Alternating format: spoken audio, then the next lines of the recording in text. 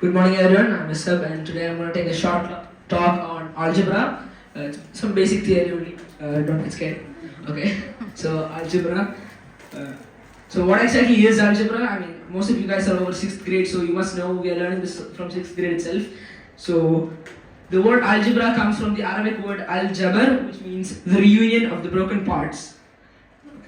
So what's the definition of algebra? Algebra is a branch of mathematics that uses letters as variables for unknowns, and usually the goal is to isolate the variable and find the value of the variable. There's much more to algebra that we'll learn. Next up, we'll learn the history of algebra. The early roots and the early seeds of algebra were sown by the Egyptians, Babylonians and the Greeks. They used trial and error, as we learned in 8th grade, to solve algebra and some geometric interpretations. And then later, during the 12th century, Muhammad ibn Musa al-Khawarizmi, he was known as the father of algebra. He made algebra a distinct subject, and he wrote a book, the compendious book on calculation by completion and balancing. Okay.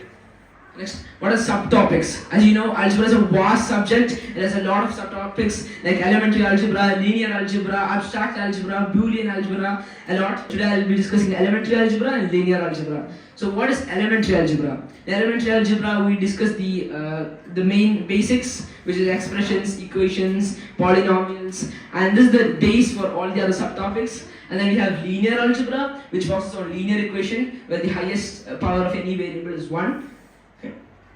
Now, what are expressions? So expressions are combinations of numbers and variables using plus and minus. So an example would be 2x plus 5, and this expression can be divided into components known as terms, and they're separated by a plus or minus. So the terms in 2x plus 5 would be 2x and 5.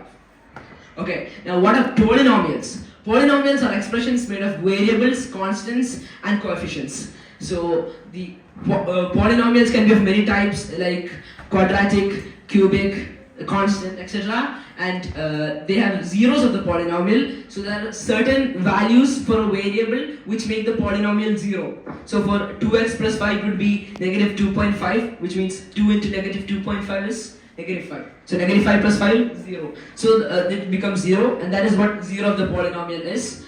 And next, so now we can do arithmetic functions on expressions. Like we can multiply 2x plus 5 into 2. We can divide it. So we can't get into that. We don't have time, I don't think so. Next, equations. So what are equations? Equations are mathematical statements which says that two expressions on either side of the equal sign are equal. So example will be 2x plus 5 is equal to 3x plus 2. So it says that these both expressions are the same. So now usually we'll find the value of x by isolating it. We will do that. So now if we take the 2x to the other side and the 2 to this side, so the signs will change. So this will be x and this will be 3. So we find the values 3. Okay. Next, in an expression, in an equation, the expression on the right hand side is the RHS or right hand side, and the left hand side will be LHS. Okay. And in an equation, the variable can only have one value. X can only be 3, and there is no other value for x in this equation.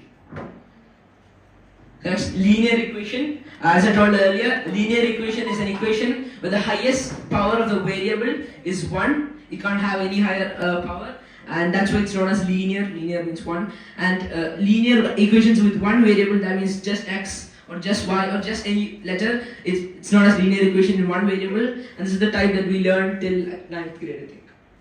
So next, what are algebraic identities? So there are mathematical statements that hold true for any value of the given variables. So a and b in this identity could be any number, and the statement would hold true. So some are like a plus b whole square, everyone knows this, a square plus 2ab plus b square.